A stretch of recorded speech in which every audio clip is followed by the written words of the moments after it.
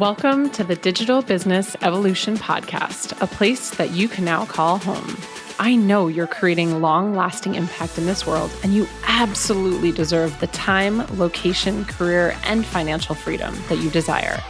I'm here to guide you with proven strategies, tools, and mindset hacks that I've taught to thousands of business owners. You'll also be hearing from exceptional guests sharing stories of their own personal and business evolution. My name is Jessica DeRose, and I'm here to teach you what I'm learning. We are all inherently worthy, regardless of the number of degrees, awards, and accolades that we've collected along the way. Grab a notebook, a coffee, and enjoy the show. Hello, welcome back to the show. We have another episode today of Mic Drop. Mic drop. I'm back. Mic Drop. He is back, and we are chatting today about why we don't do date night. I know. The horror. The horror. So before we get into the episode, I actually just wanted to remind you, if you haven't yet taken our quiz, I 100%, 10,000% would recommend that you go take our quiz. And the reason is the What's Your Coaching Superpower quiz is not just for coaches and entrepreneurs. It's actually for anyone to understand themselves better, which is key in why we don't do a date night. But understanding yourself is going to only increase your relationships, your communication, how you act with other people, how you handle things like boundaries and expectations. So you can find the quiz at jessglazer.com/quiz, but don't go yet. Like, don't leave the episode. Yeah, don't leave us yet, but write that down. And we'll put it in the show notes for you. So we don't do date night. We don't. And we haven't in a really long time. No. And I think what's interesting is we used to judge ourselves like hardcore because there's a lot of noise out there, which I'll talk about. But yeah, we used to be pretty judgmental of ourselves and be like, what's wrong with us? Yeah. What's wrong with us? We're broken. Nothing. Something's wrong with our relationship. We work too much, right? All these things would come into play. And then I'm pretty sure, if I can remember correctly, we'd put dates on the calendar just to do that. And then at the date night, kind of be like, what are we doing? Like, I want to do something else. We could be talking about something else. There was so much pressure externally to have date nights, just like I feel there's a lot of pressure to have these perfect morning routines, right? Yeah. Like the millionaire morning, which if you go back and listen to podcast episodes that I was a guest on maybe 4 years ago, I was the queen of a perfect morning routine, like to a T. I was obsessed. I would tell people exactly what I did and for how many minutes. And then I did the next task and the next task, and I'd break it down and I'd give you exactly what I would journal about. And over the last 2 years, I've really thrown those routines out the window. And I like to think that I have more rituals that I kind of pick from my toolbox if I feel like I want to use them. I think there's like so much to unpack and there's so many layers to this, but the thing that's coming up for me initially is there is just so much noise. We call it noise, but it's really just, there's so much information out there and it becomes noise because we're all consuming so much with social media, right? We see what everybody's doing. Everyone has all these suggestions, and this spans across like everything. It's not just morning routines. It's like food, right? It's like, oh my God, only eat meat, only eat vegetables, like all these extremes and all these things. And it's, again, so much noise with every single facet of our lives, right? So specifically what we're talking about, which is like, how we work together, relationships, morning routine, we're really just going to tell you, and this is the disclosure here. Yep. This is what works for us. But the reason we want to tell you what works for us is because it took us a little while to realize, like, we don't have to do it the way everybody else does it. Right. A morning, even something as simple as a morning routine. Mm-hmm. We don't have to do a date night. We don't have to do all these other things that work for certain people. Even when it comes to the amount of work, whether it's a season of a lot of work, or it's, a sprint, or it's a season of, hey, we're kicking back, right? Mm-hmm. It doesn't have to be what everyone else is portraying. The main theme is going to be do you, but we're going to get deeper into how we kind of came about around that. Yeah. And like the why around it. So yeah, as always, take what you want and leave the rest. Take what you want, leave the rest. And the other disclaimer is that we do have dates sometimes. We do have dates. Absolutely. Yeah. We do. We do a lot of things. We do a lot of things. We do. But I think that's the whole point of this episode, is that we're always doing a lot of things. And so we don't need to kind of break it apart. So in an effort. We're also together all the time. We're together all the time. Yep. And the big reason for that is obviously now we work together. right? We enjoy each other's company, thank God, because otherwise like that wouldn't work, right? So we enjoy each other's company. We have a shared vision and we work together. Right. So it's like, and we're spending a lot of time together. So by design. By design, yeah, it's by right? choice. So it's kind of like we find a rhythm that works for us, and for us, rhythm is gonna get you. Yeah. Yeah. All right. So what we did in an effort to make it easy for you to understand, we broke it down into 4 basic kind of elements. And so we're just going to break into each one. So the first thing for us really was, like you just said, permission to do things our way. And because there's so much noise and we are huge, advocates for reading and personal development and podcasts. And so you can hear a lot of things telling you what you should and should not do. And over the past couple of years, I think really when you left your job, came to work with me, when we hit the road in the RV, that's really when we started to kind of play around with these things. We had been for a while, but I think the life we had before that, we definitely put more pressure on ourselves. And so over the last 2 years, we've really given ourselves permission to do things our way. And we've recognized that while it sounds really cliche or also maybe an eye roll type of situation for you, every day for us is sort of a date night, or every day is sort of a vacation, because what we'll talk about later is how intertwined our life is with our business. And so we also recognized we don't necessarily need to do date night or XYZ or this type of morning routine to actually be successful or to be happy. So I think for both of us, the last couple of years has really kind of just been accepting where we're at and how we work as a couple, and accepting what lights us up and what doesn't. And, judge us or don't, we've actually never even been a couple to celebrate. Like we very rarely will do things for our anniversaries. We're not huge on gifts during the holidays. We celebrate what we want to. We do. We celebrate what we want to. But I wanted to just jump in real quick and just say something about how we were putting pressure on ourselves. I think the morning routine, I'll speak for myself, changed for me because my life changed dramatically. Yes. All right. And just so I had less control over my day when I was working for someone else instead of myself. So I think that's important to say here, because what worked for me then was a very strict morning routine, because I wanted to get certain things done before I put on my suit and went off to the bank. Because at that point, I didn't have, and some of this was by choice, but I didn't have a lot of flexibility because I had certain things that I had to do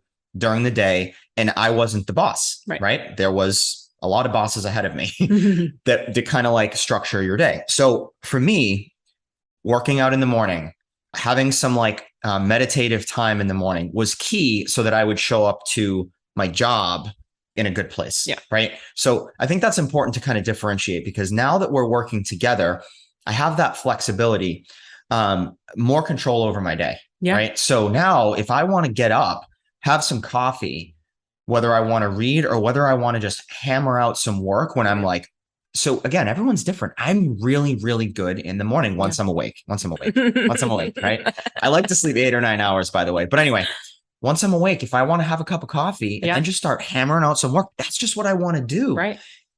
What time do I usually go to the gym now? Like when we're in Scottsdale and like we're in our home, I usually go to the gym around 10 o'clock. Right. Right. And some people are 5:30 people. I know you're a 5:30 gym person. I'm more of a like get up, hammer out some work, because I like to do that. But to your point, I think there's seasons, and the whole key thing with this first bucket we're talking about is permission, because I too will have days, I did it yesterday, where I got up and I went right to the computer and I worked for a couple hours because I had this, hit of creativity. And because we have that freedom and autonomy being our own bosses, we can do that. And in the past, you may have judged yourself for 100%. Not doing the morning routine. Yes. And this is where again, the noise, right? Alignment and flow. Like if you're aligned with feeling like that in the morning, and if you're feeling like that, not because you have to get stuff done, right? If you're feeling like that because you want to get stuff done, that's the difference. And then you do what you want to do. Yeah. Right. And I'm not talking about being lazy and laying in bed and like eating ice cream all day, because I think everyone wants to do that all the time. Right. But you woke up that morning, in a lot of mornings, and you're just like, I just feel like doing some work today because that's what I want to do. Yeah. And then you don't judge yourself for it. Right. You go to the gym and you still get that done because you owe yourself that commitment, right? To to still complete some of the things that we do on a daily basis. Yeah. And today was the flip. I got up and went to the gym and then came back and did work. So the whole kind of element of this first bucket is permission, right? It's permission to do it your way. It's permission to do whatever feels good. And to your point, I think for sure, no, I don't think I would have judged myself and I would have beat myself up about it. So I'm actually going to flip the order that we're talking in because you gave us the perfect segue. And so the second bucket that we're talking about here is putting pressure on ourselves to like just check something off a to-do list. And so I love you. And there was a point where date nights felt like a to-do list item. And I don't think that that's the intention for having a date night, but it would be like very similar to what my morning routine turned into. Because when you were going to the bank, my morning routine was 3 hours long and it was this non-negotiable. I have to do it in this order. And I'm so grateful that I was able to do that, but it got to a place where I literally felt like, okay, meditate, check, breath work, check, journal, check, movement, check. And I was just doing it to almost check it off the list. And so with our date nights, I think it's also been like, ask yourself, are you doing something? And maybe if you don't have a significant other or a spouse, maybe it's just, calling a friend or a family member or whatever it might be, going to, dance class or taking guitar lessons. When it gets to a place of just doing it to do it, almost doing it to say you did it for the significance and for that celebration of self. I think for us, it got to a place where it's like, okay, what if we did less list items and more intention, right? Yeah, for sure. And, when I think about the date night thing, it's like when you say check the box, to me, it tells me like we were trying to do it because, again, we thought like, well, we have to because like when we're not on a date night, like we're talking about the business, right? And I know this is probably another segue for you, but it's like, so what? Right. That's what we like to do. Right. Like our business and our life is the same thing right now. And some people are probably like, whoa. And it's like, I'm sorry, like we enjoy strategizing and looking at problems and trying to figure out solutions. Are there tough days? Sure. Of course. There are really tough conversations. And sometimes one of us might even bring up something that we just don't want to talk about at that time. And that's where we have to just be like, hey, let's hold this type of conversation for a meeting and let's put it on the calendar. And that's okay. That's more of a like, okay, this is more intense. But when it comes to, we're both visionaries, by the way. When it comes to visionary stuff, I'm okay if I'm like eating dinner out at a restaurant and we're talking about visionary stuff. I love geeking out about that stuff. It's like, I think back to when we first, went to this event and we were driving home from the event. It was like a 4-hour drive. The whole time the music was off and we were just talking about like, we're buzzing and we were talking about plans and business and right. So, and this was before you were in the business. This was years ago. Yeah. So the theme is just like, do what you want to do. Right. And that's just what we do. So if our date night is like talking about business, that's just what we want to do. Yeah. So, and I think that, again, the main point is that we gave ourselves permission and we didn't feel like we had to compartmentalize business from life. Yeah. Which, the last part of that too, you kind of glazed over it. And we've touched on this in other podcast episodes, but if we are, let's say, out to dinner or even not, we could be on a walk or sitting on the couch and one of us brings something up and the other person like just really isn't in the mood or I'm kind of done for the day with work. It's honoring that and just being like, okay, cool. Uncle, right? Like tap out. It's totally fine. And we can circle back, whether it's putting it down on a Post-it note or actually putting it in the calendar to have like a tactical meeting about it. But you did give us the perfect layup talking about compartmentalizing. So this would be bucket number 3 for us. And the theme here, if you haven't gotten it yet, there's a lot of permission that has happened for this to all come to fruition. So we have given ourselves the permission over time to actually not compartmentalize life and business as separate things, because for us, they are the same. And our life, we like to build our life first and build our business around our life. However, one feeds the other and vice versa. It's kind of the chicken and the egg situation. So by not compartmentalizing, we've given ourselves the ability to actually dream bigger. And what we've recognized is that, like Mike said, we're both visionaries. We've got the same vision. We've got the same mission. We've got the same purpose. And that in itself is not just in the business. Like our mission in life is not only in business, it's in the way that we show up. It's the characters that we are, right? The way that we live into integrity, the relationships that we have, the way that we speak to people. So getting to do that in life and business, it's just fun, but also like it makes sense, because how can it only be in one area? Yeah, totally. I just thought of something while you were saying that. So I had somebody who, a lot of our listeners know, I'm not going to use names, and this is somebody that I like and respect, and they were asking this question from a good place, but they said, what do you think? I had just left the bank maybe like 2 months before, and they said, what do you think you're going to do? You weren't put on this earth to serve Jess. I don't know if that's exactly the way they asked the question, but the question kind of, that is not what Mike does in the right, business, by the way. The question kind of threw me through a loop, because I was like, interesting, right? And at the time I had just left the bank, so I was putting pressure on myself to maybe figure something else out on my own, and like go off and split off and be this entrepreneur, like Jess built her business and things like that. And over the course of the last couple years since I left the bank, I've come to realize that no, not only am I a visionary like you, I actually love what we're doing, and I love the synergy that we've created. The reason I bring this up is because if you're kind of finding like that you're in a situation where you're trying to like, almost like the ego is telling you have to do something else, or like whatever, it's like, just do what you want to do. You know what I mean? And like, what I want to do is in our business together. Yeah. Right. And so I found that question very fascinating, because I know at the time it was still viewed as like, this is Jess's baby, the business, right? And yeah, you created it. But what's so cool is now we get to intertwine it with both of our lives and support both of the things. Now, look, if something comes up and I'm just like, hey, babe, I want to run in this direction, and you're super supportive of this, and it fits into our life and everything like that, and we're going to go for it, right? But at this moment, I love being more of that like CFO, CEO role, and still being able to strategize with you. So I thought that was really, a really interesting thing when the person asked me that.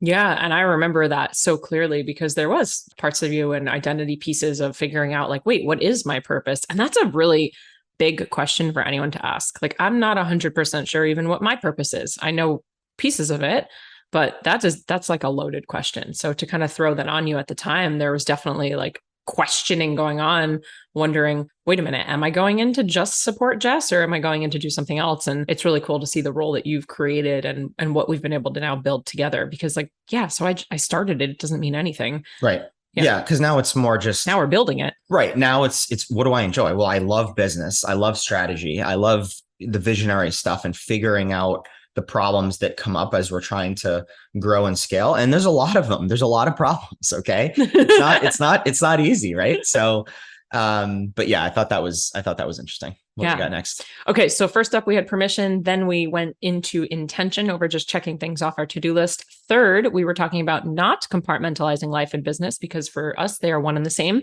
And then the last bucket that we created was really, and I love this, including one another in our dream life scenario. So if you're listening right now, there's a pretty good chance that you've done an exercise where you've written down your ideal day, right? What's your perfect day? And you write it down. And most often we write it for ourselves. So I would do this. I would do this. I would see this. I would wake up here and there's the ocean and this is what my house looks like. And that's great. That's fine. That's perfect. In fact, that's how I've written all of my dream scenarios. And with our clients, we usually have them do this exercise, because if you know how we work at all, you know that we are huge fans of reverse engineering. So seeing where you want to go and then reverse engineering how you're going to get there is how I believe we can magically manifest, right? With action. Mm-hmm. And so including one another in the dream life scenario is game changer. And it also alleviates that pressure to have date night, because when I can figure out what part would Mike play in this day? What would Mike be doing during this day? How would Mike and I communicate in this perfect day? Well, now I'm setting a clear expectation and boundary within me that I can then communicate to him and basically say, even if I'm not verbally saying it, like, yo, do you want to get on board with me? Are you into this? Do you want to catch me later if you're not into it right now? I'm going to show up doing this in the hopes that, you're going to be on board, but I can clearly anticipate any challenge that might come up by saying, this is what my dream day looks like. This is what my dream life looks like. And for us, it really is, this is my dream life and dream business. Like, are you in? Yeah. And I think for us, the great thing is, and we mentioned this, right? So our day to day is we're doing things we like to do. So if we choose to talk about work while we're eating, or work, at night or in the morning or whenever, we're just making that choice. we don't talk about business when we're at DJs in Belmar, right? Never been there. Right, exactly. Or on the boats. That's actually not true. What? We totally talked about business when we were there last. Well, we were by ourselves and we're just hanging out and like, I think the DJ was playing a weird song. So we were like, whatever. So we're having a cocktail and we're just like, then we just, an idea came. All right. But then the DJ's horn went off. So, napkins flying. Whatever. No one knows what we're talking about unless you've been there. And if you have been there, you're just so lucky. But yeah. So, I mean, you think about dream life and it's like, we're working on our purpose throughout the day.